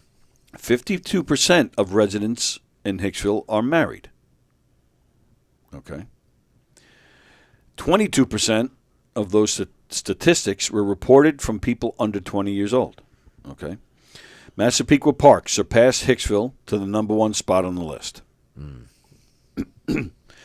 Joey Buttafuoco. Which is where I lived with Sally. So basically they're saying wherever I lived is the best place to live. Yeah. All right. So this was U.S. News and World Report's list. Out of the 250 best places to live in the whole country, according to them, Hicksville ranked at 156. Out of the whole country? Out of the top 250 places to live in the whole country. So that's not bad. Hicksville's like right in the smack middle. Wow. That's not bad. Not smack middle, but close to it. Yeah, I'll take it. I wonder if Billy Joel paid off the survey people. He doesn't give a shit. He's like Carol. He flat left. He's in Florida now. Oh, he's in Florida? He even closed up the motorcycle shop. Yeah, I know. That makes me sad. I love that place. I'm not a... Well, that's a great memory for you. Well, yeah, hanging out with him there. Yeah. Laying on the floor with Billy Joel. Laying on the floor with Billy Joel. That's... Look at the arbitrage sprocket, how it revolves around the coil of the... Yes, Billy. That's basically all I did. Yes. Actually, and I'm talking about my friend Sal. Sal was the one, when I tell that story, Sal used to be a bike rider. He's the one that told me years and years ago that the transmission needs to be air-cooled on a Harley because it'll overheat if it's not. Really? If the bike is running, but it's still in one place, it can overheat, and could probably vouch for this. See, he said the only time you'll see a Harley guy driving in between cars in traffic is because their bike is overheating. They're trying to get wind on it. Wow. Where guys who drive those other things, like mopeds or whatever you call it, the Yamahas, they're just assholes. Yeah. So, I don't know why. I held on to that information in my head for years. It's the only thing I know about a bike. So Billy Joel's pointing. He's doing this. That's what got me on the floor with Billy. He was pointing at a bike. He's talking about something. I said it thinking, I'm going to say this. I'm either going to wow him or I'm going to get tossed out for not knowing what I'm talking about. Yeah. And I took a chance. I mean, he could have been speaking a foreign language. That's how little I know about motorcycles. But I said it. I said, well, yeah. I said, well, I know the mufflers, they need to be air-cooled, because they overheat if they're stuck in traffic. And I swear to you, he just stopped. And I'm thinking to myself, oh, shit. But sure, all of a sudden he goes, that's an excellent point. Come here. And that's when he got down. That's when he got down on the ground. I see. And then so he gets down, and I'm like standing there, like I'm in shock. Like, that worked? And he's under the bike, and that's when he peeked out. He said, come on. Just like that. Come on. I was like, oh, okay. I laid down under the... yeah. And then he could have been saying, I'm going to hand you $1 million. I couldn't hear a word he was saying because I'm just laying there. I'm like, I am on the floor under a bike with Billy Joel? I must have repeated that 4 times in my head. That's all I could think. Why am I underneath a bike with Billy Joel? I just couldn't believe it. It was so and you being far-fetched. a music person, not even talking about music. I tried to get into music. You try to squeeze it in? He wanted no part. I mean, you saw it. His whole body language changed when I got into music. So I was like, and I saw it. I'm like, oh, shit, what do I do? What do I do? Yeah. But so that's when I mentioned the music teacher that he had in Hicksville High School who pushed him to become a professional musician. Yeah. Frank and I had that music teacher later on. Yeah. And he did. He helped me as well. He actually said to Billy, you should be a professional musician. He didn't say to me, you should be an actor. But he was always giving me advice, even if I didn't ask for it. He was always there. Like, even with acting, do this. Hey, that was good. Try this. So a few years ago, 2022, Hicksville High School, they put millions into their auditorium. Yeah. They hadn't touched it for probably 30 years. It was, it needed work. But they put millions into it. I mean, they gave this whole room a facelift, brought in the latest technology to, for lights and audio and all sorts of stuff. Like, it's almost like kids that want to get into that field, this is a good place to learn it all. And they decided to give this teacher, they decided to name the auditorium after that teacher. His name was Charles Arnold, known as Chuck Arnold. Yeah.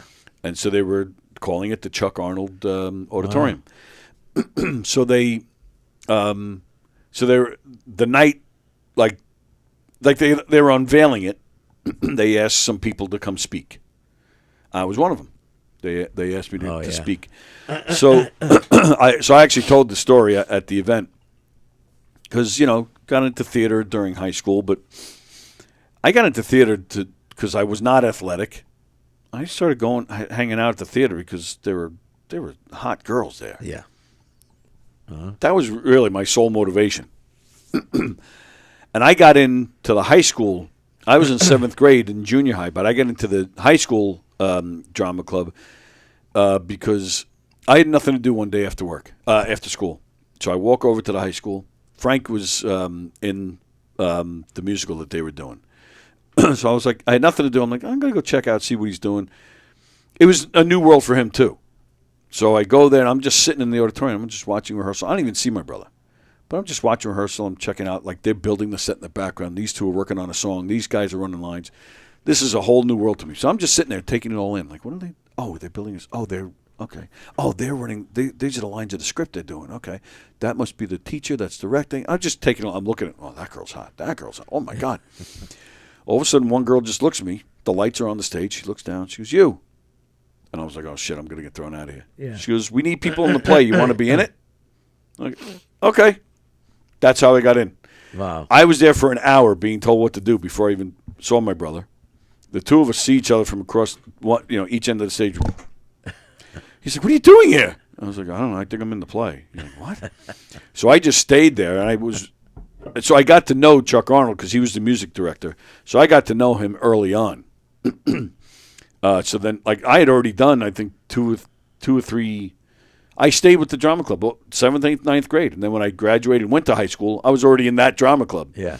So I got to know him for quite a while. But, again, very influential, great advice. So Hicksville High School had this thing.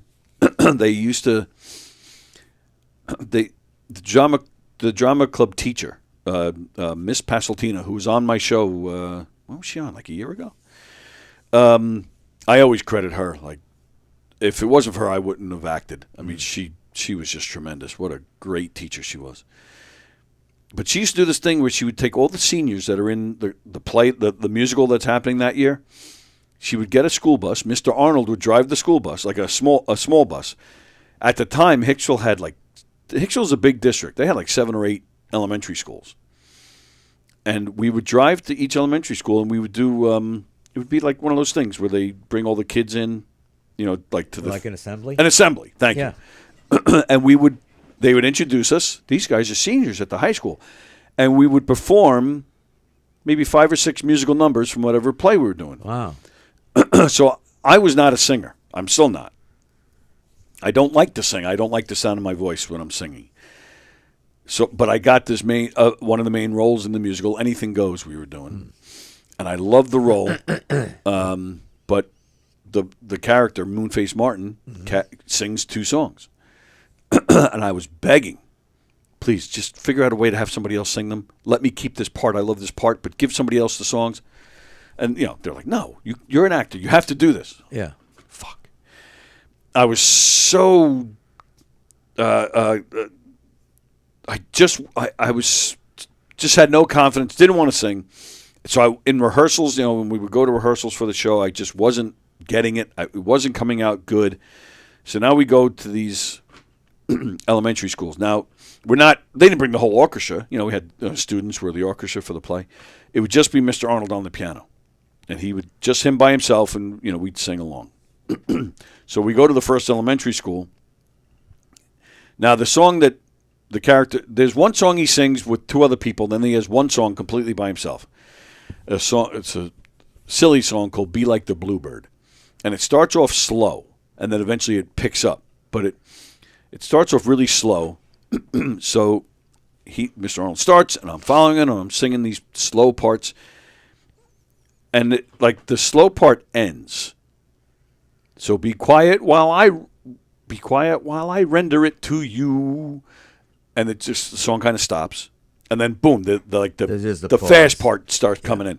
So when I sang that line, be quiet while I render it to you, he stops on the piano, but all of a sudden he's just like goes off, gets all fancy, and I'm like, I'm just I look at him, and he's and he's looking at me like this. Gotcha. Like he's messing with me. So like I said, be quiet while I render it to you. So then I kept going, render it to you. I'm trying to follow him, purposely not matching the note that he's playing, but making it look like I'm trying to hit it. Yeah. These little kids, elementary school kids, are cracking up. And I'm telling you, the light bulb. And that's what I was like, oh, they like this. This is fun. And we're me and him are looking at each other and we're smiling. So at each elementary school, he would do it even more, and I would keep going even more. And that's when I kind of discovered how much fun this is. And after each elementary school, these elementary school kids, they'd come running. Like they would want our autographs. They'd want to talk to us. And I'm not trying to be a dick, but most of them would come to me because I sang the funny song. Right. You know, most of them are singing love songs or this. Yeah. You know, I was the funny one that was being, silly. So I had all these, and I'm like, this is awesome. I know, no feeling like it. And really, that's kind of what made me serious about theater. That's when also he was showing you your improv side. Acting, improv, musical, timing. Yeah. I mean, there was so much to be learned just from this experience. Brilliant. Absolutely. Yeah, he was brilliant. And and then I remember too, in the actual performance, not the elementary school, like at the high school, the actual performances. He had such a big laugh, a big hearty laugh. Oh, he did. And he wasn't like you. He smiled and he would joke around. But he wouldn't you wouldn't get a big hearty laugh unless he really thought something was funny. And I do remember a few times certain things that I was doing in the show and I would hear it. And he was right there in the pit because he was the musical director and he played the piano.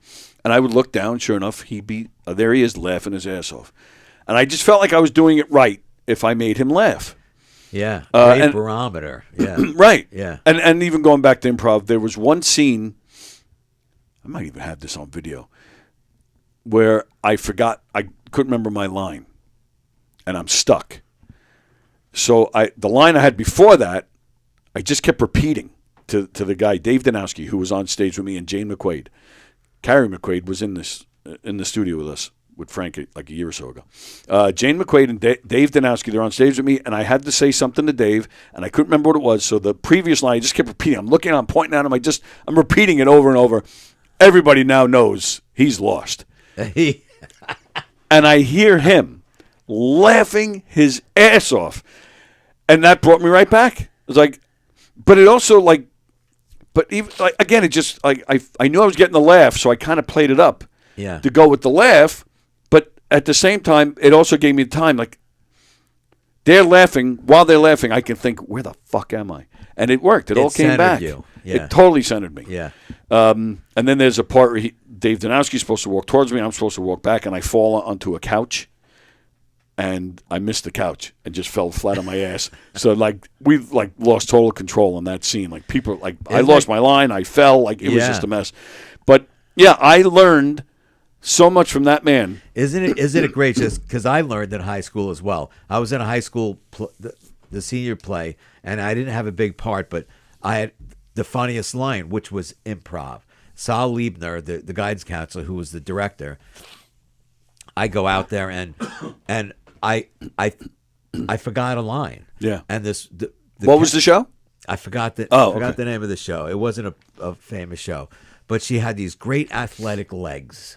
Oh. Right? Okay. And I forgot my line. And I just said to her, I said, wow, you got some strong legs. You'd make a fortune pulling a rickshaw. And the whole crowd erupted. My parents were there, erupted. And I remember, I'll never forget the feeling. Yeah. There's no better feeling than this. I'm not. I don't want to say there's no better feeling than that because that's not really that's not my thing. I mean, I'm not taking away from you. If that's your thing, that's great. But it was just more of I can do this. Like I said, I'm not a handy guy. I'm not athletic. This was something I felt I could do.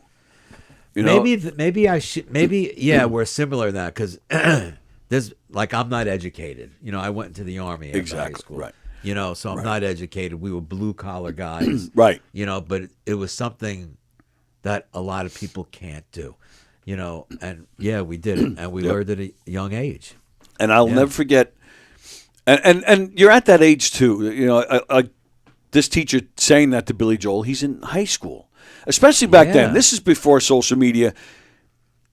You know, when you're our age or older, high school, like, that's your whole world. So these adults, whether it's a parent, a coach, a teacher, like, they have a huge impact. Impact. I don't know if that's still the same today or not, because you have social media. There's so many outside things. So, and I hope they do, because, you know, they're mentors. They help shape you. So I can see why it meant so much to Billy Joel for a teacher to say that to him. Yeah. I carried so much from I had 2 drama teachers, Artie Horowitz, Judith Pasteltina, and then this Chuck Arnold, this music teacher. It meant so much. And then after we did the musical, because, I did all that for the kids. We went and did the show, but doing that for the kids, I had a new confidence. It just elevated me as an actor. Yeah. And it transferred to the actual show. I had a blast. We only think the whole thing was only 3 nights. I remember thinking, we did all this rehearsal, we did all this work for 3 nights. Come on, give us another weekend, man. At least another weekend. I wanted more. But I was completely wrapped around it. I was in it. And I got, my class voted me best actor. And I love that stuff. My class thinks, I felt accepted. And that's what every teenager wants. Who wants to be accepted. But I do remember, we did the shows, Thursday, Friday, Saturday, whatever it was. I'm not answering that. And that following Monday at school, that was the whole day. Tony, you were great, man. Tony, the hot girls. Tony, you were so funny. This is awesome. Now, can I share with? I'm sorry. Well, I just wanted. My last part was that a teacher. It was in between classes. The hallways are crowded. Everybody's going. A teacher grabs me by the arm, and I don't. To this day, I don't even know her name. I'd have to go back at the yearbook to see who she is. I didn't know this lady. She grabs me by the arm. She goes, I just wanted to tell you. She goes, you were fantastic in that play. I was like, oh, thank you very much. Yeah. But she did it. She did what Chuck Arnold did to Billy Joel. She goes, we don't want to limit the kids to tell them, what field to go into. She goes, but you were so comfortable up there. She goes, I don't know, what your plans are. Yeah. She goes, but that is definitely something you should consider. Cause she goes, she said you stood above the rest. She goes, you really have something going on up there. Wow. And I was like, holy shit. And I remember that moment like it was yesterday. I remember the woman's face. I don't know her name because she wasn't a teacher. I remember seeing you see faces, you see people at school, but I never crossed paths with this woman before. She literally grabbed me in the middle of the hallway. I was walking past her. And I'll never forget it. We were right by the staircase. I'll never forget it. And that's what I mean. You carry that stuff. Well, Mrs. Teitelbaum was my drama teacher. So you had Lieberman and Teitelbaum? What school did you go to? East Islip High School. The most Jewish town. Anyway, I don't know. Yeah. But Mrs. Teitelbaum, 9th, 10th, 11th, and 12th. And one of the senior projects was you had to go in front of the class. It was the most simplistic thing. Anything to do with food. Okay. So. Oh, what class is this? Drama. Oh, it is drama. Okay. So some people. Something to do with food. A couple kids went up there, had to make a peanut butter and jelly sandwich, things like that. Right. But you had to make a little presentation out of it. No props. No props. Right. Okay. So I said, being the silly person that I am, and I love Twinkies, I brought a package of Twinkies, and I said, these are the 5 or 6 different ways to eat a Twinkie. So you had a prop. It had to be food. That was the only prop. Oh. But you didn't have any other props. I'm sorry. But you had to make a little improvisational moment with preparing food, eating food, whatever. Jeff Bosa was in that class. No, he was so I don't want to see him eat a Twinkie. No. So I ate a Twinkie. You could imagine. And what did you say, 5 or 6 different ways? Yeah, I said all the different ways. You break it in half. You look like this. You use your finger. You could break it in half. You stick your finger in it. You could stick your tongue in it. And Mrs. Teitelbaum afterwards, she goes, out of a Twinkie, A+. Nice. And I remember my girlfriend at the time, she had her the following year. Okay. And she came home one day, we were chatting, she goes, Mrs. Teitelbaum, that Twinkie incident became a thing. She goes, that was a year ago, and she brought it up today. Oh, like she was giving the assignment to the class, and then And she talked about yeah, Mike Kaplan she and goes, his Twinkie? You never believed that the student last year, he went up there with a package of Twinkies, and he floored the class. Nice. Yeah. So, and she told me, she goes, and her and Mr. Lieberman said, you're just a natural in front of people. Nice. You know, you just seem so at ease. So, yeah. Why didn't you? So why didn't you after high school? Why didn't you pursue it? Oh, well, okay. That's a lot of therapy involved. But Oh shit! I didn't realize what time it was. yeah, it's 12:42. Holy. Sorry. Yeah, sorry about that. I was. Wow. Me too. I totally got wrapped up in this conversation. I did not pay attention whatsoever. My apologies. Thanks for sticking with us. If you're assuming you're still there. Yeah, actually, yeah, we're showing a lot of people still watching. We appreciate that very much. All right, let me take a minute to read comments, and then we'll get out of here. So, yes, John, it's like the proper way to open a Hershey bar. Very, very funny. Yeah, we had a lot. Remember that? Funniest stories about this guy, he says. Oh, I'm sorry. I think I read that already. Yeah, okay. Yeah, I read that. So, yeah, I read that. Bosie's truck. Yeah, I read that. What? When watching women's baseball, always keep your eye on the mound.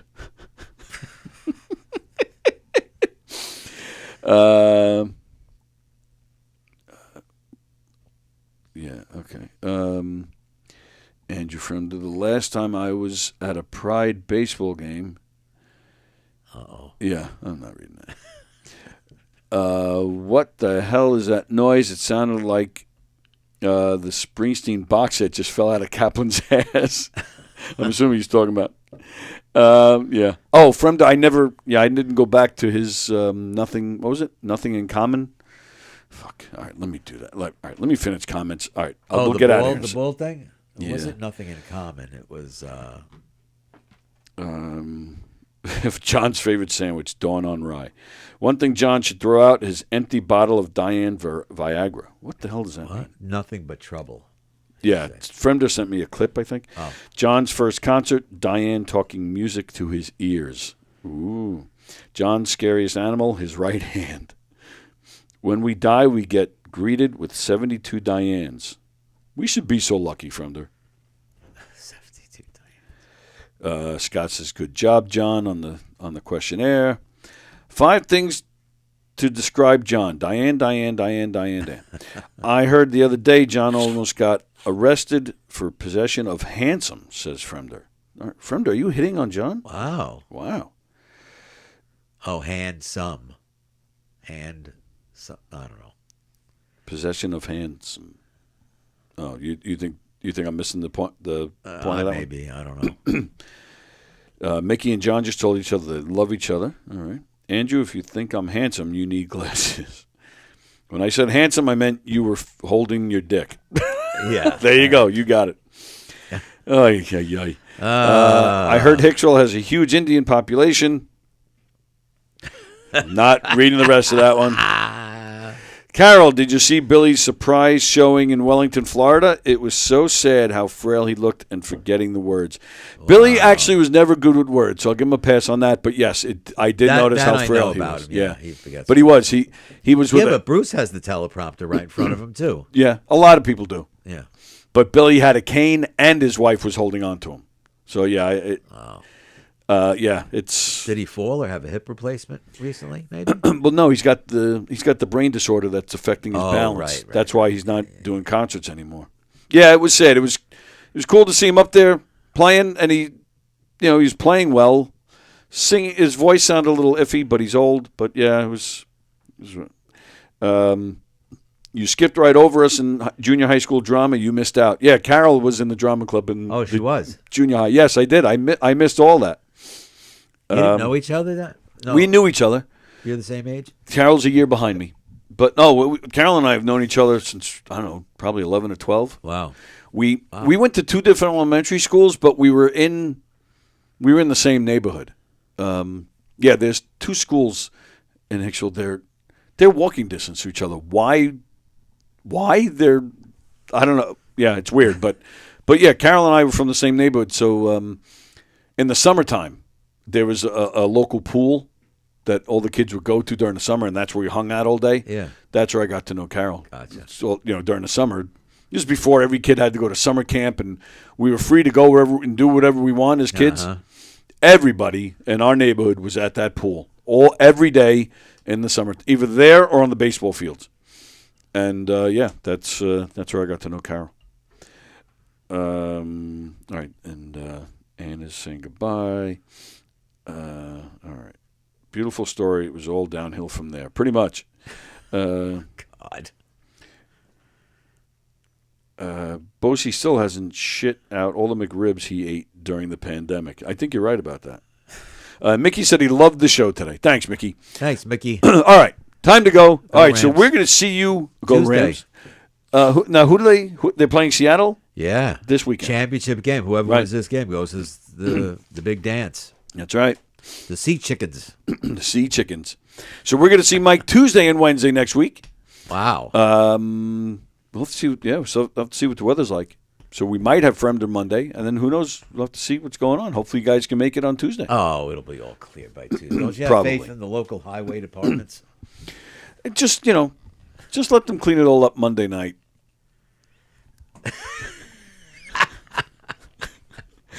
No, I'm kidding. Fremder, it'll be fun. We have a good time when Fremder comes in here, in all seriousness. So, whoops. So that'll be Monday. All right, so looking forward to 2 days with Mike next week. Yeah. And let's see, today is Wednesday. So that is it for today. Circling the Drain tonight at 7 o'clock. Coffee with the Dog tomorrow morning at 9. Tomorrow morning at 11, I will be in here with Frank. I will be in here with Kenny Forgione, who's been in here many times. It's his 70th birthday. I believe he's going to sing a little bit. He is bringing his wife, Sue, who I love listening to when she sings, so hopefully she'll sing a little bit. They're also bringing musician Eddie Prophet. You guys might remember him. Remember when Joe DeJesu had his show in here? Eddie used to come in a lot and play with him. So he'll be joining us. And then joining us as well, drummer Steve Holly. Steve Holly has played with John's favorite, Joe Cocker. Steve Holly has played with Julian Lennon. He has.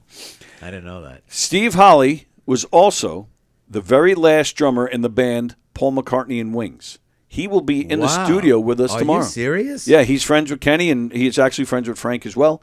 So him and his wife will be joining us. So we got a full house in here tomorrow. They better bring instruments, and they better be ready to play. That's a personal favorite of mine. It's going to be a lot of fun. So that's tomorrow for this show. Sports Bash, of course, tomorrow at 1 o'clock with Peter. And then tomorrow night, what's his name? Nick Greystone, Primal Scream. Tomorrow night at 8 o'clock. So that's what's happening here at Gov's Comedy Club Podcast. We appreciate the support. And, of course, don't forget knockemdeadcomedy.com to see what we got going on and to get information on how you can hire us for your event. And last but not least, of course, Governor's Comedy Clubs, the main club in the Giggle Room here in Levittown, the Brokerage in Belmore, McGuire's out in Bohemia.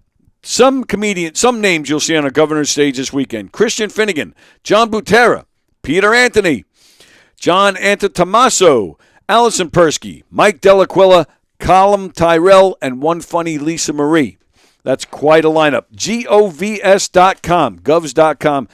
Go there, check out their full schedule, see what they got going on, and make some reservations to some great comedy shows. What's that? Oh, love claps. Yay. We're out of here. Everybody enjoy the rest of your Wednesday. Once again, thanks for hanging around as we went late. Thanks for being here. We're out of here. See you later.